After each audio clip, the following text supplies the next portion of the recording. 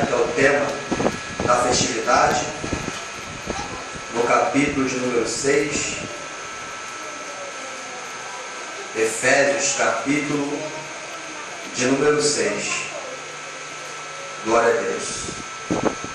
Está se completando o 16º aniversário dessa igreja aqui, a Mocidade, né, o grupo da Mocidade. Que Deus dê abençoe a vida do pastor Jorge. Olha lá, vai falar dele, está lá, aquele grande homem de Deus.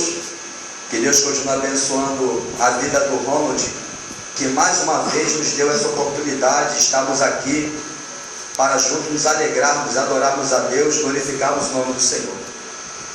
Isso aqui, irmão, aí você vê, ó, tá lá, aquele dois lá atrás, né? Pastor Washington, todo mundo trabalhando no mesmo lugar. Você imagina como é que ficava aquele negócio lá, né? O Júnior ali, o Júnior era o dia todo cantando, rapaz. O Ronald ria com o Júnior o dia todo, né? Da brincadeira do Júnior.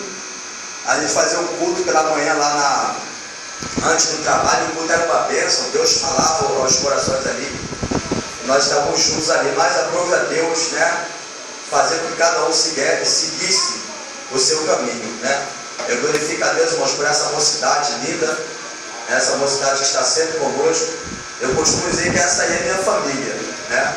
Eu tenho família de sangue, claro, mas eu vou dizer hoje, a minha família é o meu filho Thales, a minha filha Thalita e esta mocidade.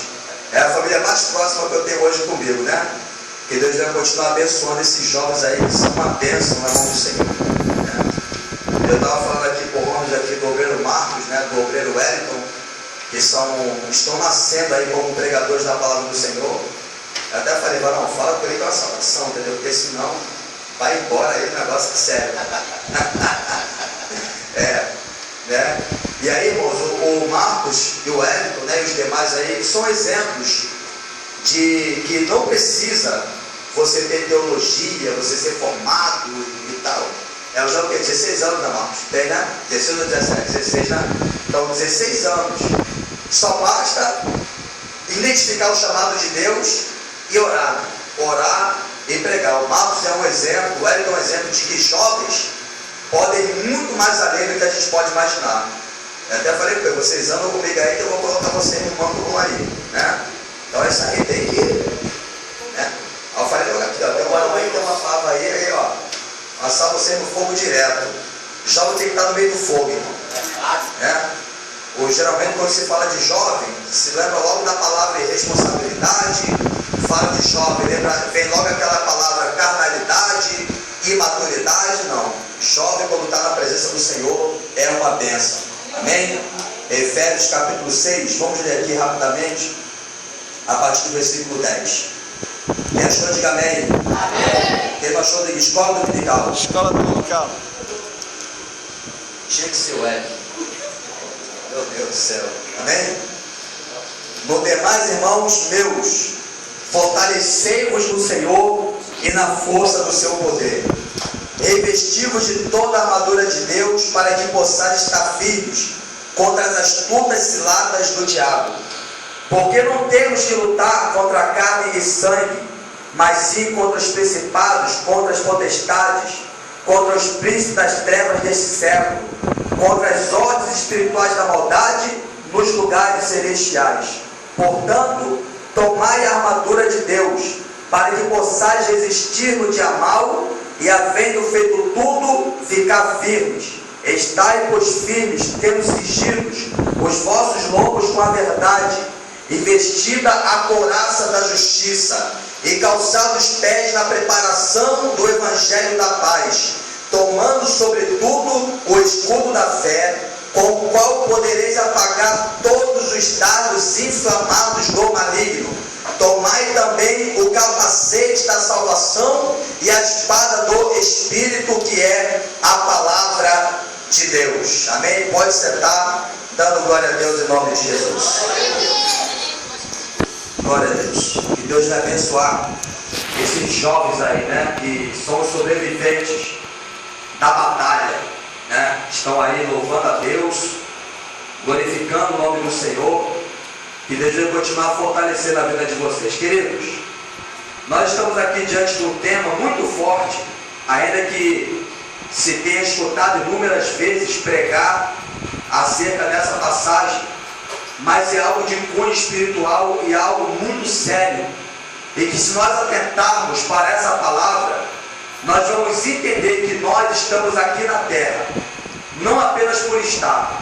Nós não levantamos as mãos para Jesus, recebemos Jesus como Salvador, recebemos o Espírito Santo para ficarmos indiferentes a tudo aquilo que está acontecendo à nossa volta.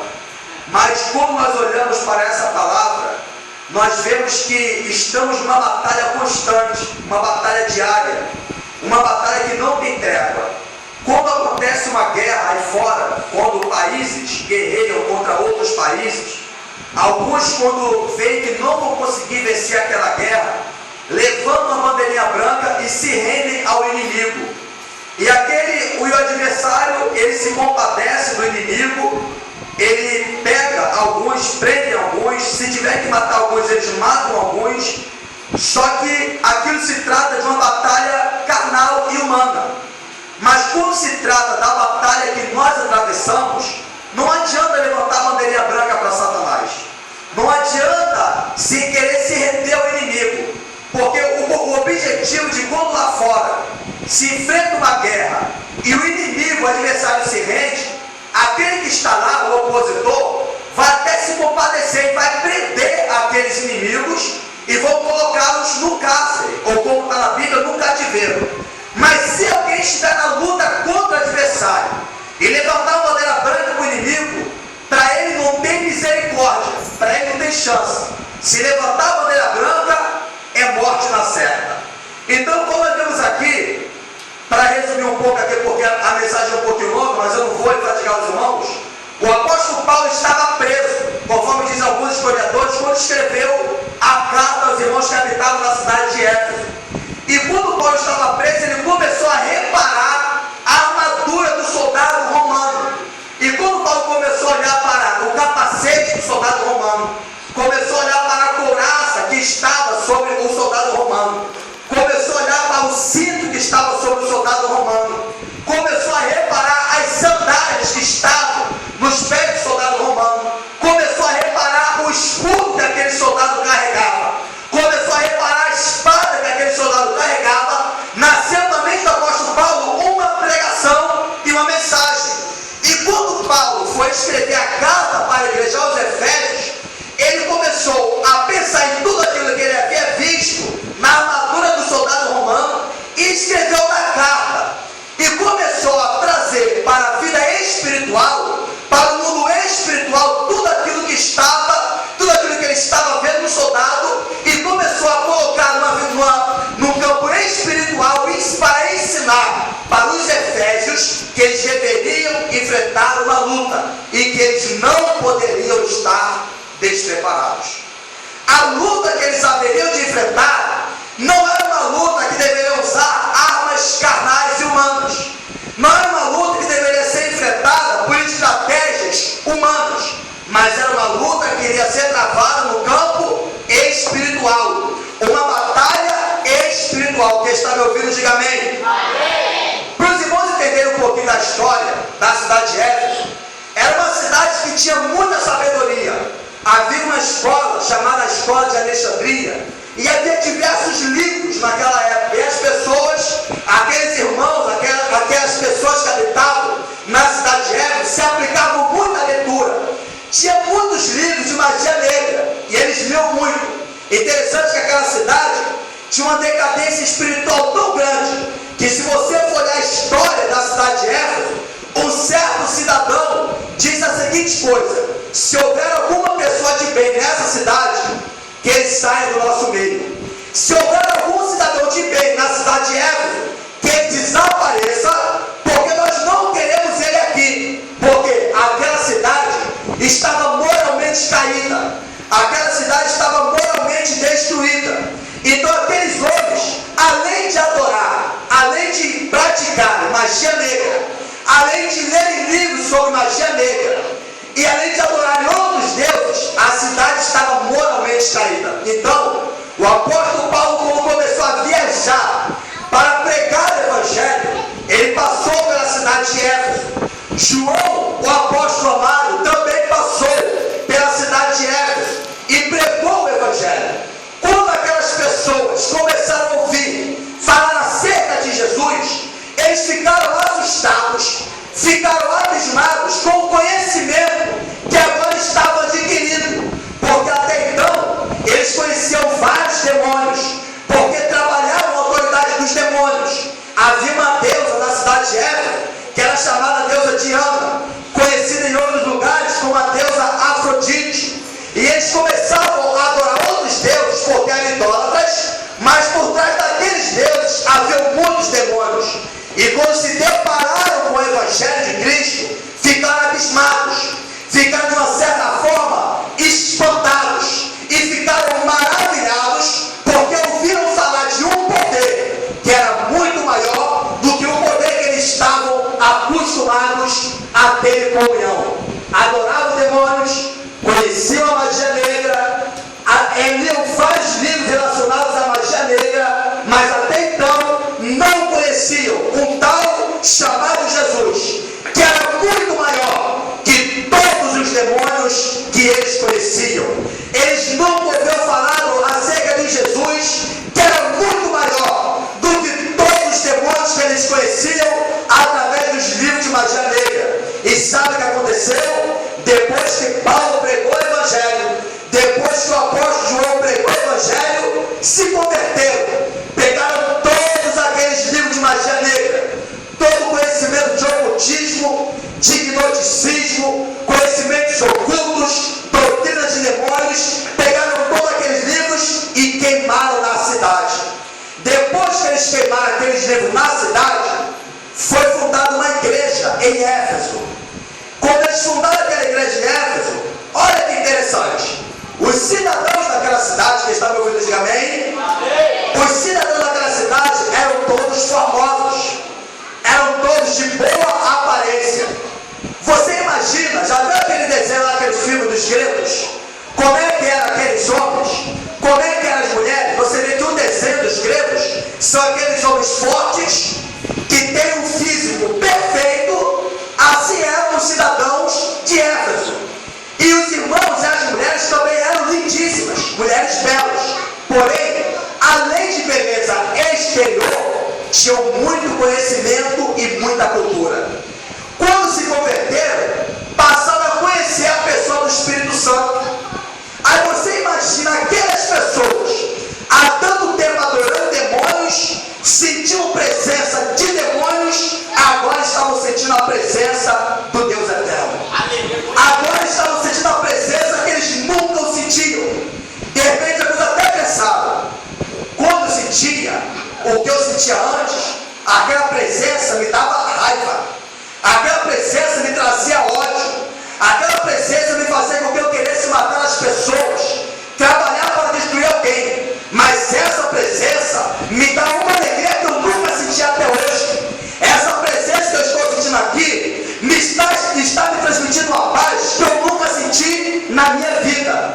Essa presença que eu estou sentindo aqui é uma presença diferente. Ela traz alegria, ela traz paz, ela me dá vontade, me dá força de trabalhar em prol do Deus que me transformou, do Deus que mudou a minha história, desse Deus que eu sinto dentro de mim, desse Deus que eu não conheço apenas por fora, mas eu sinto a presença dele por dentro. Aí você imagina uma igreja cheia de conhecimento, quando de repente se levanta um pregador naquela igreja. Você imagina um pregador se levantando na igreja de Éfeso, cheio de conhecimento de demônios, agora estava cheio do conhecimento do Espírito Santo. Você imagina um pregador ali pregando, e aqueles irmãos não eram ignorantes acerca do assunto que ele pregava. Aí você imagina ele trazendo à memória tudo aquilo que eles conheciam e fala: irmãos, nós conhecemos tantos demônios, mas agora conhecemos a pessoa do Espírito Santo. Os demônios que nós conhecemos não tem metade da grandeza do que este que nós conhecemos agora, o Espírito Santo que está dentro de nós. Satanás, quando olhou para aquelas pessoas bonitas, pessoas cheias de cultura e de conhecimento da palavra, porque eles se aplicavam à palavra, eles tentaram destruir destruir aquela igreja. Só que ficou difícil para o diabo, porque quando o diabo tentava armar ciladas contra eles já conheciam como Satanás trabalhava, porque de uma vez trabalhavam com o diabo. Existia um momento na vez que eles eram servos do diabo. Eles trabalhavam na autoridade do maligno, trabalhavam influenciados por um poder sobrenatural do mal, mas agora estavam trabalhando pelo poder sobrenatural do Espírito Santo. Então, quando o diabo tentava ensinar, colocar uma heresia, não conseguia. Quando tentava armar uma cilada, aqueles irmãos já estavam acostumados como o adversário trabalhava. Só que o inimigo trabalha no campo espiritual. Diferente de nós, é que nós temos um tempo limitado de vida. Quem está me ouvindo, diga amém. Amém. E Satanás, por ser espiritual, ele não morre. Então você imagina que ele observa as pessoas, observa o comportamento dos crentes, a ponto de conhecer aonde você vai e quem você é. Existiu um momento na história que Paulo estava expulsando os demônios. De repente, homens querendo imitar o apóstolo Paulo falou: em nome de Jesus a quem Paulo prega, sai dele. Aqueles demônios falaram: eu sei quem é Paulo e bem sei quem é Jesus, mas vocês quem são? O demônio estava dizendo: vocês não têm nenhuma autoridade para me repreender. Paulo eu conheço, apóstolo, Jesus eu também conheço, mas vocês não têm autoridade sobre mim. Querido, sabe, quando você acorda pela manhã, o adversário está te observando. Quando você vai para o teu trabalho, o adversário está te observando. Quando você chega em casa, o trajetório que você faz, o teu trabalho até chegar em casa, o adversário está te observando. Ele sabe quando você tem particular com Deus, ele sabe a maneira que você está se comportando lá fora, ele conhece a tua vida, sabe por quê? Porque ele é espiritual. Nós temos testemunhas humanas, mas também temos testemunhas espirituais, que são demônios, que estão sempre preparando de alguma forma ciladas para que você caia. Mas a palavra do Senhor diz que o anjo do Senhor acampa ao seu redor daqueles que o temem e os livra. Então Paulo, quando começou a olhar para aquela igreja, ficou preocupado, sabe por quê? Como o diabo não conseguiu lutar contra aquela igreja com falso ensinamento, porque eles tinham muita cultura, não conseguiram enfrentar aquela igreja ou derrubar aquela igreja com falsos obreiros, com falsos doutores, com qualquer coisa que ele tentasse, ele não conseguia. Então ele tentou fazer uma coisa: já que eu não posso destruir essa igreja, porque olha só uma coisa interessante, quem está me ouvindo, diga amém. Amém. O diabo olhou para aquelas pessoas: já que eu não consigo destruir eles, uma vez eles trabalhavam para mim, agora estão trabalhando para Deus. Uma vez trabalhavam a meu favor, agora estão trabalhando a favor de Deus.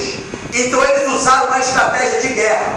O diabo começou a usar uma estratégia maligna, porque em todas as guerras, de Gênesis a Apocalipse, que o diabo viu e que Deus deu vitória ao povo, Satanás observava tudo e sabia como Deus dava vitória ao povo e as estratégias que Deus usava. Então Satanás fez: bom, já que eu não posso produzir falso ensinamento, porque eles não vão engolir o falso ensinamento, eles não vão engolir o gnosticismo, eles não vão engolir a falsa religião, eu vou começar a trabalhar para dividir. Eu vou começar a trabalhar para causar divisão no meio deles. E o que causa divisão hoje na igreja? Ciúmes, discórdias. Hoje, as pessoas estão no mundo da competitividade, estão mais preocupados com o que acontece aqui dentro do que o que acontece lá fora. Hoje, é pregador querendo pregar melhor do que o outro. Ah não, o irmão prega, mas eu vou pregar melhor do que ele. O irmão canta, mas eu vou cantar melhor do que ele. A irmã louva, eu vou louvar melhor do que ela. A voz dela é bonita, mas eu vou treinar para minha voz ficar mais bonitinha ainda. E a competitividade acontece aqui dentro, as coisas acontecem aqui dentro, as batalhas carnais acontecem aqui dentro, enquanto o mundo espiritual está em guerra, procurando alguém para destruir. Enquanto muitas igrejas estão se gladiando entre si, estão se matando entre si, a batalha está acontecendo e ela não tem trégua. Tem muitos pregadores que estão mais preocupados com aquilo que é da terra do que aquilo que é do céu. Paulo ficou preocupado. E agora? Essa estratégia funciona. Porque quando Jesus, quem está me ouvindo, diga amém. Quando Jesus está expulsando os demônios, o que as pessoas falaram? Ele está expulsando demônios por Beelzebul, príncipe dos demônios. Jesus repreendeu aqueles homens e falou: Satanás não expulsa Satanás. Porque se Satanás expulsar o próprio Satanás, como subsistirá o seu reino? E uma casa dividida contra si mesma não pode subsistir. Satanás entendia isso e falou: eu vou fazer com que eles se dividam, eu vou fazer com que eles briguem, porque uma igreja dividida contra si mesma não pode prevalecer. Oh, meu Jesus! Pai ficou preocupado. E qual era a receita?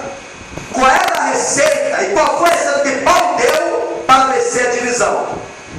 Na carne, a contenda ganha. Na carne, o ciúme ganha. Na carne, a inveja ganha.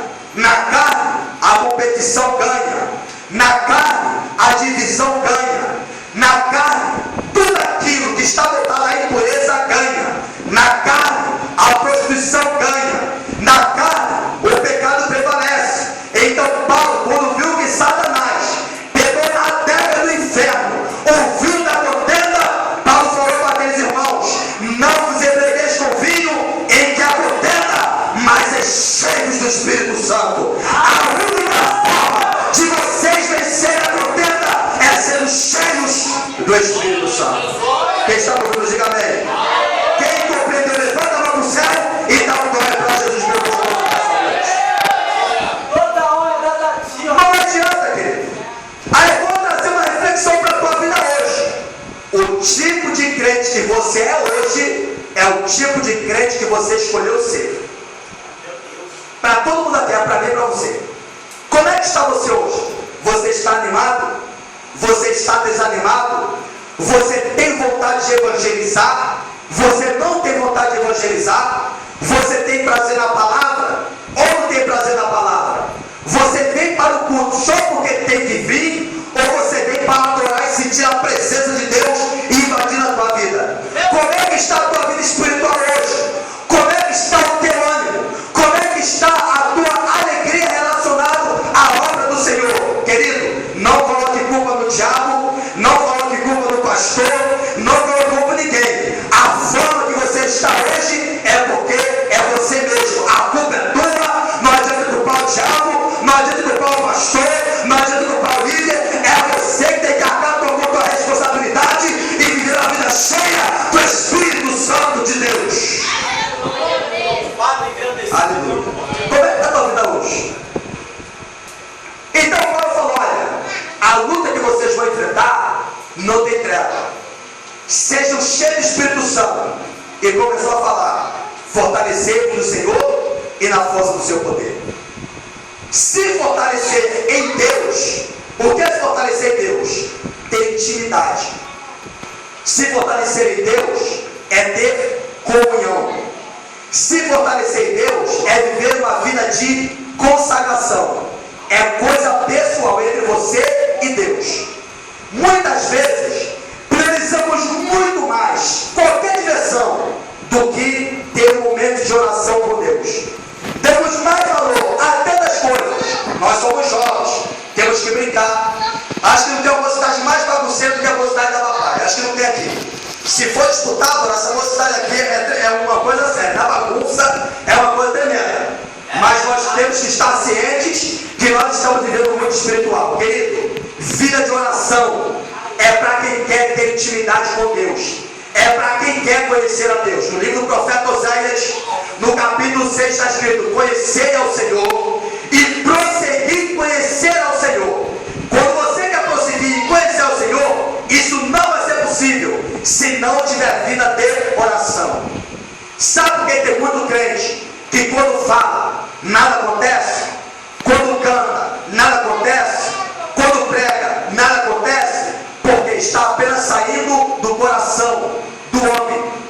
sai no coração de Deus. Para que Deus comece a trabalhar na tua vida, você tem que ter momento com Ele. Você tem que ter intimidade com Ele. Você tem que separar um tempo para estar com Ele. Muita gente ora apenas para pedir. Mas quando você for orar, não ore olhando para a mão de Deus. Quem está me ouvindo, diga amém. Amém. Fala para o outro lado aí, irmão. Quando for orar, não fica olhando para a mão de Deus, não. Olha para a face dele. Olha para a face. Tem muitas que vão orar, já quer ver o que está na mão de Deus. O que é na tua mão aí para o Senhor me dar? O que é na tua mão aí para o Senhor me abençoar? O que é na tua mão aí para o Senhor me conceder? Querido, ora, mas olha para a face dele. O verdadeiro discípulo, escute isso que é forte. O verdadeiro discípulo não quer estar na mão do mestre. O verdadeiro discípulo quer o que está no coração do mestre. O verdadeiro discípulo quer conhecer o que o mestre conhece. Quer ter o segredo que está no coração do mestre. Ao invés de você buscar o que está no coração, na mão de Deus, somente busque o que está dentro do coração de Deus. Busque o que está dentro do coração de Deus. Eu costumo dizer que não somos nós apenas que temos que abrir o nosso coração para Deus. Deus também quer abrir o coração dele para a nossa vida e nos revelar aquilo que ele tem para a nossa vida, a vida que nós precisamos levar na sua presença, debaixo da sua glória. Então, a batalha iria começar, a batalha iria ser travada. Agora estavam preparando, e Paulo, como era o líder, como era o general daquele exército, estava na obrigação de instruir aqueles irmãos acerca da grande batalha que eles iriam enfrentar. Agora eu começo a pregar. Efésios capítulo 6, a partir do versículo 10. Quem está me ouvindo, diga amém. Amém. Primeira coisa, se fortalecer no Senhor, comunhão e na força do seu poder. Deus fez aqui esse ventilador aí uma benção, amém? Fortalecer, eu já vou terminar mesmo. Quando Paulo começa a pregar, ó. Não, amém, vai ter um calor tremendo aí, mas pode ligar, não tem problema não. Para mim começar aqui, amém? Quando fortalecemos no Senhor intimidade e na força do seu poder. E repita comigo. Se vai estar calor aí, amém, varão? Se fortalecer em Deus, diga, fortalecer-se em Deus. E na força do seu poder. Se fortalecer em Deus é a comunhão. Na força do poder é usar aquilo que Deus te concedeu. Tem muito crente que tem unção, mas não sabe que tem unção. Tem autoridade, mas não sabe que tem autoridade. Tem força, mas não sabe que tem força. Porque não quer colocar a cara para apanhar. Só quer ficar sentadinho. Não, tá bom. Vai ter congresso. Eu vou cantar na mocidade. Eu vou pegar o microfone. Vou louvar o Senhor comigo. Eu te pergunto, bom, ainda bem que eu não conheço os irmãos daqui. Então o papai vai pegar aqui, né, irmão? Ainda bem que eu não conheço ninguém. Quantas pessoas você pegou no teu coração e ganhar para Jesus esse ano? Quantas pessoas você convidou para estar aqui com você nesse congresso? Com o objetivo, eu vou ganhar esta pessoa para Jesus.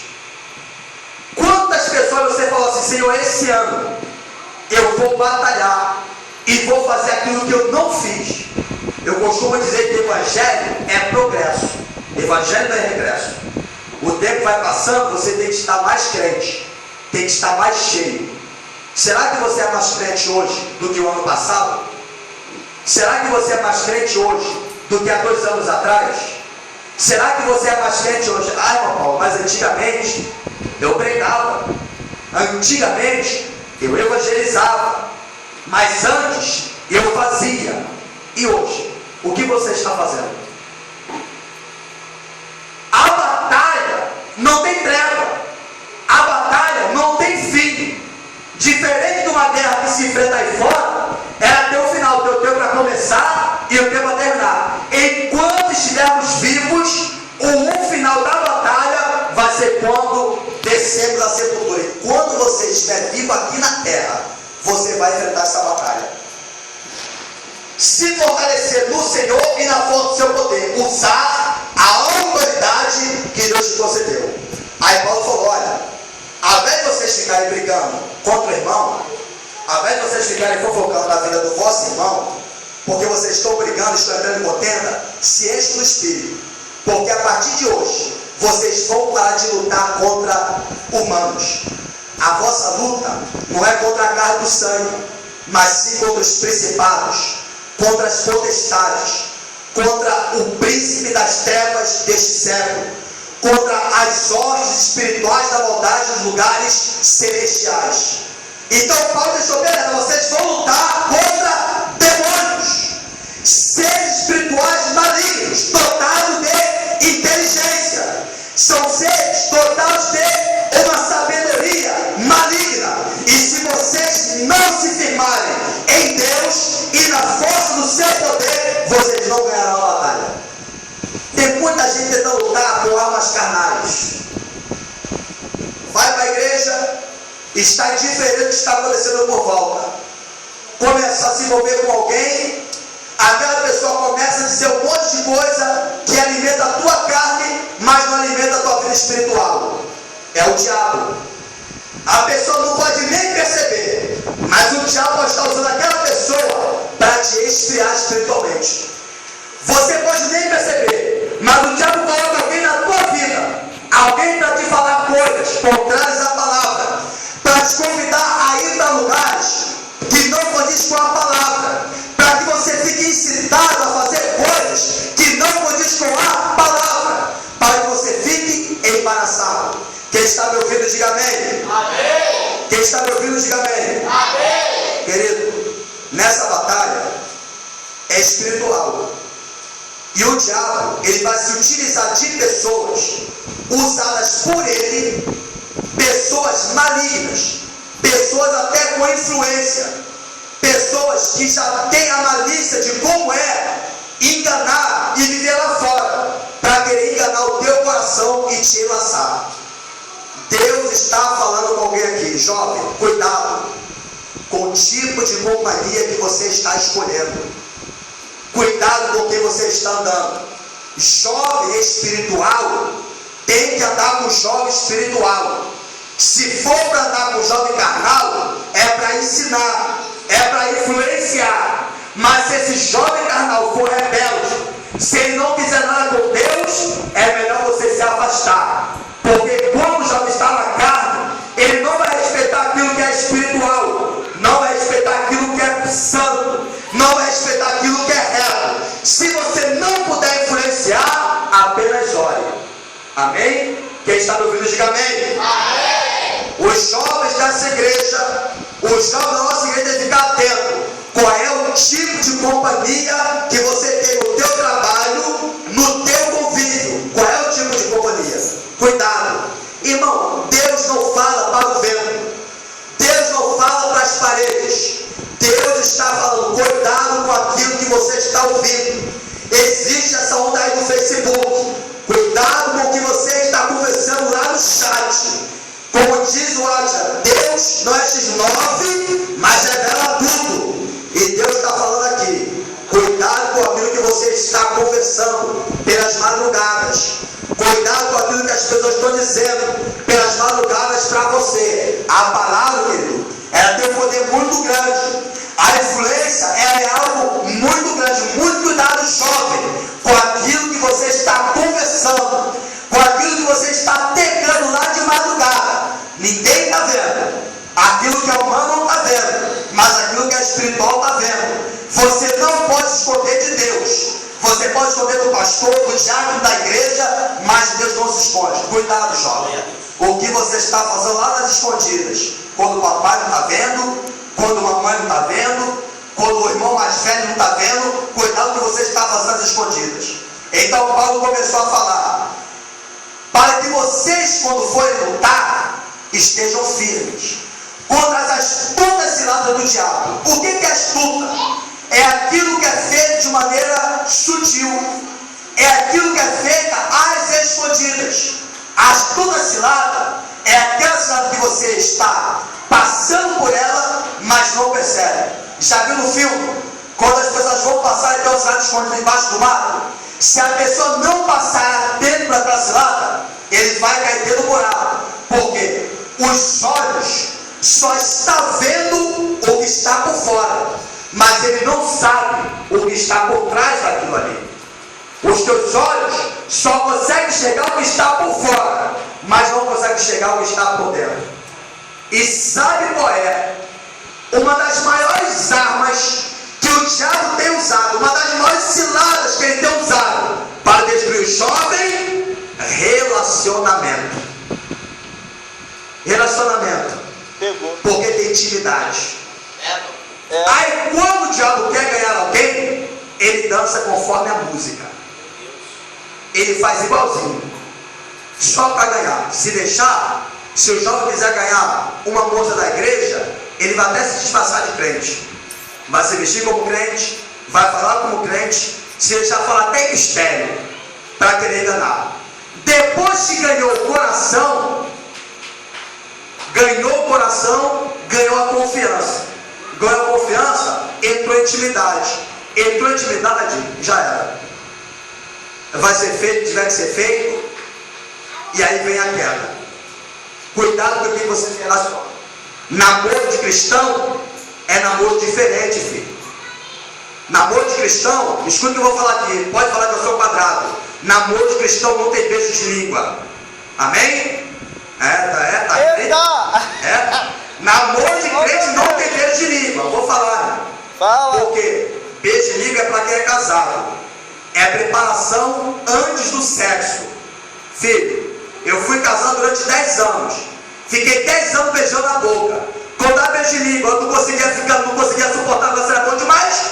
Imagine jovem, não tem relação sexual ativa e quer beijar de língua. A hora tu vai cair. Então, ó, cuidado. Namoro de cristão é bitoquinha. E olha lá. Irmão, ninguém aqui é heavy metal. Beijou, né? Eu não estou sentindo nada. Não estou sentindo nada. Todo mundo aqui é carne.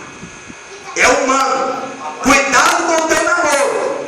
Aí daqui a pouco começa com beijinho de língua. Aí a coisa esquenta, né? Começa em cima, esquenta embaixo. Aí começa a passar a mão onde não tem que passar. Começa a apertar onde não tem que apertar. Aí já era. Cuidado. A cilada que o diabo tem enfrentado é o relacionamento. Tem muito crente fraco na igreja por causa de um simples namoro. Repita uma frase comigo. Uma coisa certa. Feita. Na hora errada. Se torna errado. Mais uma vez, uma coisa certa. Feita. Na hora errada. Se torna errado.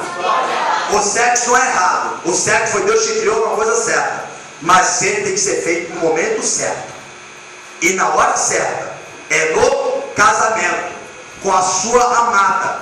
Com aquela que você prometeu ser fiel. Com aquele que você escolheu e prometeu ser fiel. Fora disso, vira maldição e vai trazer consequência para a tua vida. Então uma das ciladas, que são muitas, que o inimigo tem procurado usar, é os relacionamentos. Então Paulo falou: portanto tomai toda a armadura de Deus, para que possais resistir no dia mau. Dia mau é dia difícil, é dia turbulento. E havendo feito tudo, depois que a guerra, ficar firme. Aí ele começa a falar, eu vou começar a entrar aqui no final da mensagem. Tendo cingido os vossos lombos com a verdade. Saber que tem crente tem mania de mentir, irmão? Tem gente que mente tanto que acha que a mentira dele já é verdade. Toma cuidado com a mentira que você fala para tua mãe. Ah, mãe, eu estava lá e não estava. Ah, pai, eu estava fazendo isso, não estava nada. Cuidado. João capítulo 8, versículo 44 diz que Satanás é mentiroso desde o princípio e a pai da mentira dele não mora a verdade. Quando você está mentindo, você está fazendo a vontade do diabo. É melhor falar a verdade e apanhar do que mentir e ser reprovado por Deus. A mentira atrapalha a vida espiritual. Tiver que falar a verdade, moço, fala. Tiver que falar a verdade, moça, fale para o teu pai, para a tua mãe, para o teu pastor, fale a verdade. Porque o diabo é pai da mentira. E uma das armas que ele mais usa é a mentira. Porque a mentira vai contra a verdade da palavra. Então, 17, versículo 17. Santifica-os na verdade. A tua palavra é a verdade. Tem que ter palavra para viver na verdade. Tem que procurar estar vivendo a palavra. Crente, jovem, que vive a palavra, não vive mentindo. Então, siga na verdade. O diabo trabalha com a mentira. Jovem de Deus trabalha com a verdade. O diabo quer enganar. Você vai procurar esclarecer. Quando você perceber que o diabo está iludindo muitos jovens com a mentira, você entra com a verdade. E uma coisa é, muita gente não gosta de ouvir a verdade, mas continue falando a verdade, doa a quem doer. Se a tua mãe não quiser ouvir a verdade, continue falando a verdade. Se aquele jovem que anda com você é carnal e não quer ouvir a verdade, continue falando a verdade. Porque você não é filho do diabo, você é filho de Deus. E filho de Deus fala a verdade. Esse negócio, falar que eu não estou. É melhor falar, ó, eu estou, mas eu estou mal, eu não estou bem, e eu não posso aprender agora. Fala a verdade. A verdade, ela começa, a mentira começa pequenininha. Conta a mentirinha aqui, contra outra mentirinha ali, daqui a pouco está vivendo na mentira. E as pessoas, muitas vivem na igreja uma vida de mentira, porque não tem compromisso com a verdade. A verdade é algo que alegra o coração de Deus. A verdade é algo que satisfaz o coração de Deus. Querido, custe que custar. Se você estiver com culpa no cartório, fale a verdade, doa a quem doer. A verdade é comparada a uma pedra preciosa, como diz o provérbio. Ela vem, bate e machuca, mas no final vai te trazer vida. É melhor você falar a verdade agora do que sofrer as consequências da mentira amanhã. Eu coloquei uma frase que é o seguinte: é melhor ser rejeitado por causa da verdade do que ser aceito por causa da mentira. Repita comigo: é melhor ser rejeitado por causa da verdade do que ser aceito por causa da mentira. É melhor ser rejeitado por causa da verdade do que ser aceito por causa da mentira. Então, filho, trabalha com a verdade. Você só pode combater uma falsa verdade com uma verdadeira verdade. O que é uma falsa verdade? É quando o diabo se utiliza da própria palavra de Deus para contradizer o que Deus quer para a tua vida. Está isso na Bíblia, Paulo? Tá? O diabo citou Salmo 91, versículo 11. Ah, Jesus, mas está escrito, estava mesmo, está escrito. Aos teus anjos dará a ordem do teu respeito para que não tropece em uma pedra. Aí Jesus falou uma verdade, que está lá em Deuteronômio capítulo 8. Uma verdade, contexto. Mas também está escrito: não tentarás o Senhor teu Deus. O diabo falou uma verdade: Jesus, se tu és o filho de Deus, manda que essas pedras se tornem pães. O diabo falou a verdade? Falou. Jesus podia fazer? Fazia. Mas a verdade é que o diabo queria introduzir uma mentira, fazendo com que Jesus agisse antes do tempo. Jesus combateu a falsa verdade do diabo com o contexto da verdade. Nem só de pão viverá o homem, mas de toda a palavra que sai da boca de Deus. O diabo falou: não, mas está escrito. O diabo falou: está escrito. Jesus falou assim: também está escrito. O diabo via com pretexto, Jesus via com contexto. Ele vinha com a palavra para conduzir a uma mentira. Jesus vinha com a palavra para conduzir a verdade. Tem muita gente usando a palavra para viver uma mentira. Ah, meu Paulo, mas está escrito na Bíblia que eu sou fraco. E quando eu sou fraco, é porque eu estou forte. Estava conversando com o Jó, estava todo errado, Jó, no pecado. Aí olha a desculpa que ele arrumou. Ah, Paulo, mas está escrito que quando eu estou fraco, eu estou forte. Falei: meu filho, mas quando a Bíblia fala que Paulo estava fraco, estava dizendo que ele era mais dependente de Deus. Não queria dizer que ele estava fraco e estava carnudo. Não. Ah, mas eu estou fraco.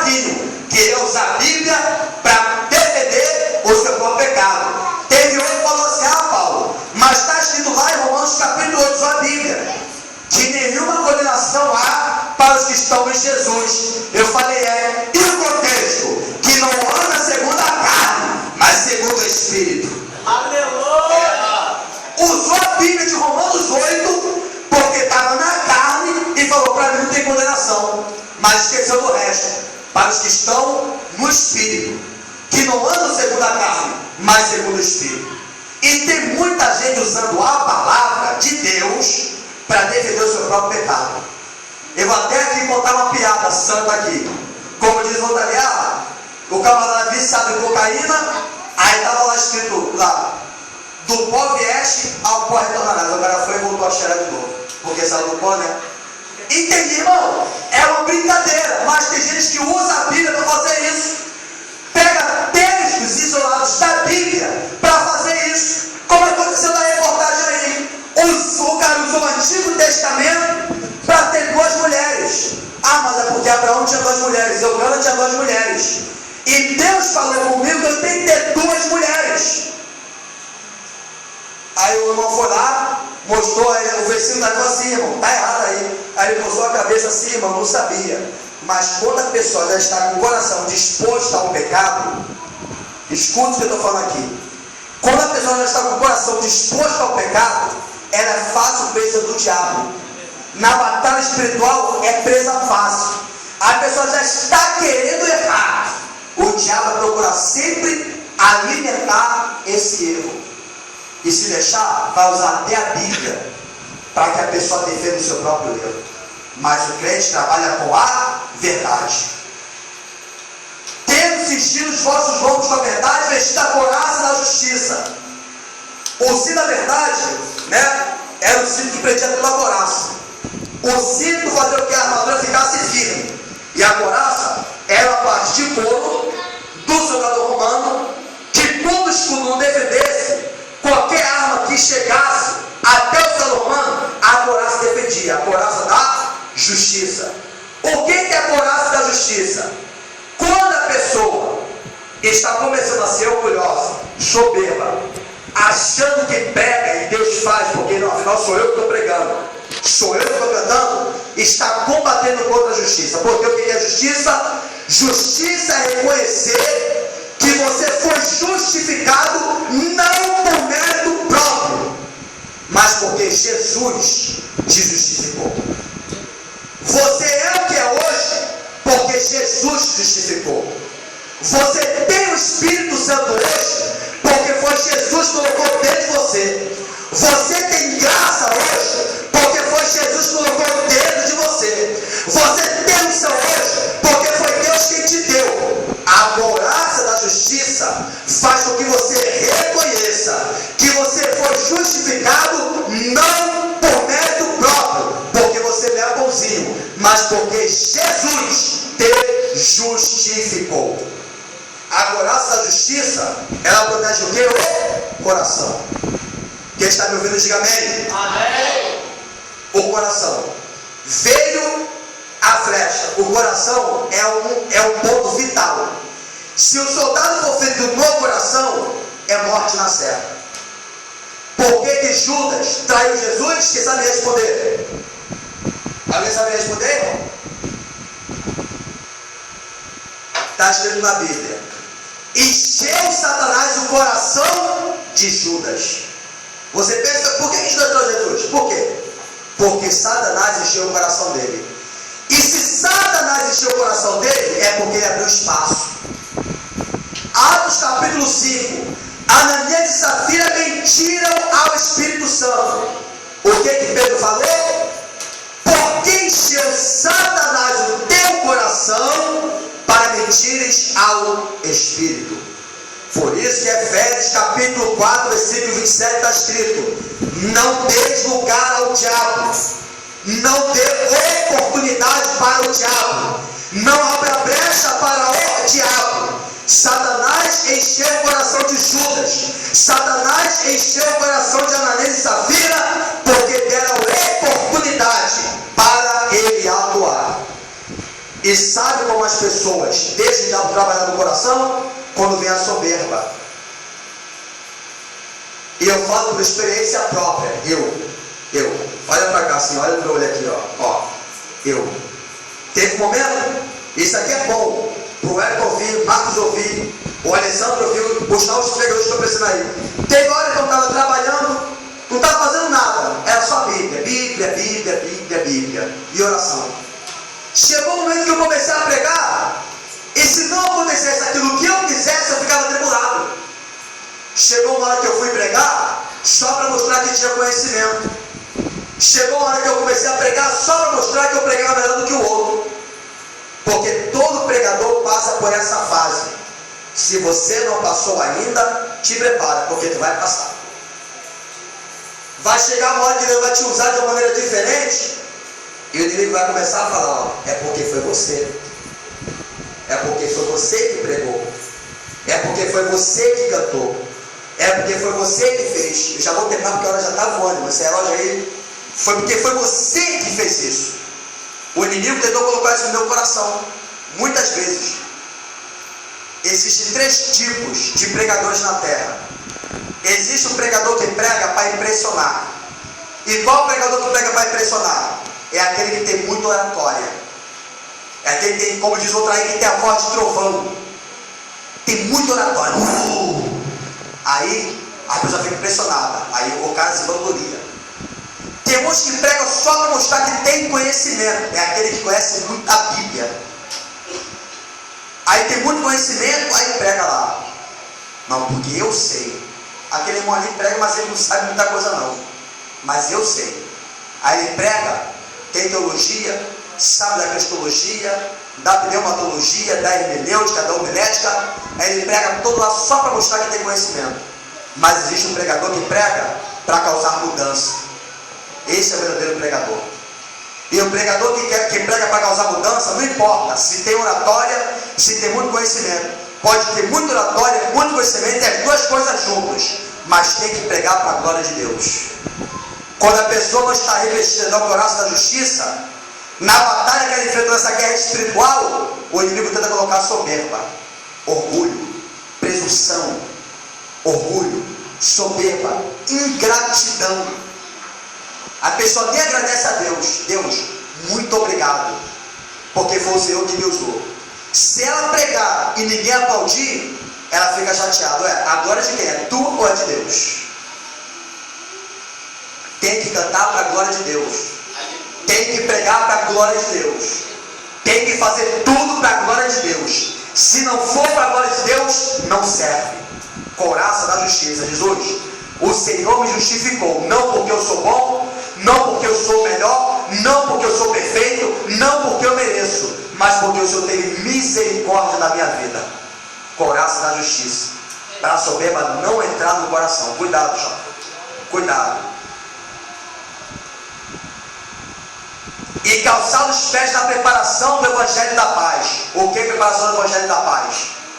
Quando você prega o Evangelho, e é o que muita gente não quer fazer, só quer saber de gravar CD, só quer saber de gravar DVD, só quer saber de gravar música, só quer saber de reconhecimento humano, só quer saber de aplausos humanos. O Evangelho que é bom nada. Ganhar almas que é bom nada. Está se levantando um monte de profissionais da palavra. Só quer saber de pregar nos congressos para ser visto. Eu quero vender tanto DVD, todo irmão. Isso não é pecado. Você vender livro, DVD, isso não é pecado. Mas o problema é que quando você deixa de pregar o Evangelho com a motivação correta para ganhar almas, quando você começa a pregar o Evangelho para se promover, aí a coisa fica feia. O Evangelho é o Evangelho da paz. Repita a frase comigo. Que não seja o meu ministério conhecido no mundo todo, mas que Jesus seja conhecido no mundo todo pelo meu ministério.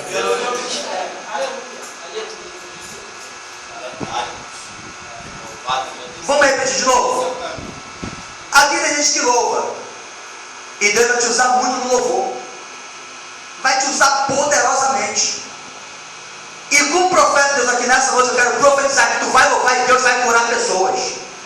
Tu vai louvar e onde tiver um demoniado, o demônio vai sair correndo, por causa da unção que está na tua vida. Mas cuidado, cuidado, quando você for preparar os teus pés para sair, para pregar através do louvor, para pregar através da palavra, cuidado, tem que ser para promover a paz, não promover você.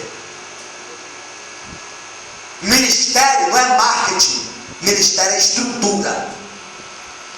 Ministério não é marketing da terra, ministério é estrutura. Cuidado, repita mais uma vez comigo: que não seja o meu ministério, ou melhor, que eu não deseje que o meu ministério seja reconhecido no mundo todo, mas que o meu desejo seja que Jesus seja conhecido no mundo todo através do meu ministério. Essa é a motivação certa. Você vai louvar e Deus vai fazer maravilhas. Você vai pregar e Deus vai fazer maravilhas, mas é para a glória dele.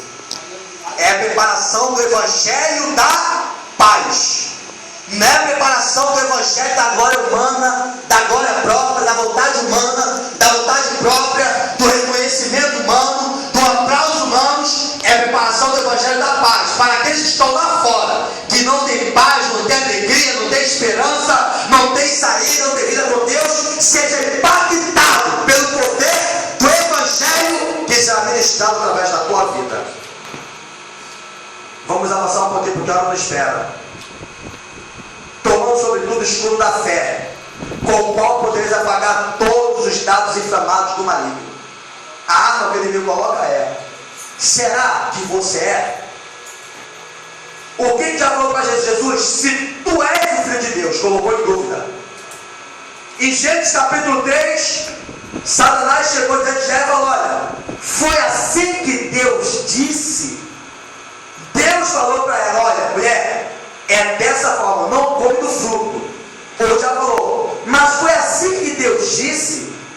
Quem tem promessa de Deus aí? Promessa. Quem recebeu a promessa de Deus aí, querido? O diabo sempre vai colocar. Quando você estiver na luta, na dificuldade, na tribulação, o diabo fala: e agora, aonde está o teu Deus que te prometeu? Aonde está o Deus que falou que ia acontecer? Ele sempre vai colocar em dúvida aquilo que Deus falou para você. Fala para irmão ao teu lado: não ouça a voz da serpente, ouça a voz de Deus. Não escute a voz da serpente, escute a voz de Deus. E às vezes a voz da serpente pode estar em alguém que você conhece. Aquela pessoa lá na tua casa que te julga pela tua fé, que fala que você é crente, que você de crente não tem nada, que julga você pelos teus defeitos, pela tua maneira de ser. Na casa, às vezes, a pior batalha é dentro da casa, é entre os amigos, é onde as pessoas, onde você tem um convívio. Então, querido, o escudo da fé: apenas creia no que Deus falou a teu respeito, porque Deus não é homem para que minta, e nem filho do homem para que se arrependa. Aquilo que ele falou a teu respeito vai acontecer, custe o que custar. Ainda que o teu pai não acredite, ainda que a tua mãe não acredite, ainda que o teu patrão não acredite, ainda que ninguém acredite, Deus falou, vai acontecer na tua vida. Querendo Satanás ou não, vai acontecer. Amém? Capacete da salvação: cabeça. Cuidado que está entrando na tua mente. Duas coisas fazem entrar na mente: aquilo que você está escutando e aquilo que você está vendo. Aquilo que você está vendo entra para a mente. Aquilo que você está ouvindo entra para a mente. Entra para a mente e vai para o coração. Cuidado com o que você ouve e com aquilo que você vê. E Satanás está sendo mestre em usar essas duas armas, procurando colocar coisas contrárias, aquilo que é impuro, aquilo que é profano, na tua frente, para que isso fique na sua mente, procurando introduzir palavras contrárias, para que você guarde na mente tudo aquilo que é lixo, e não guarde a palavra de Deus. Impregne a tua mente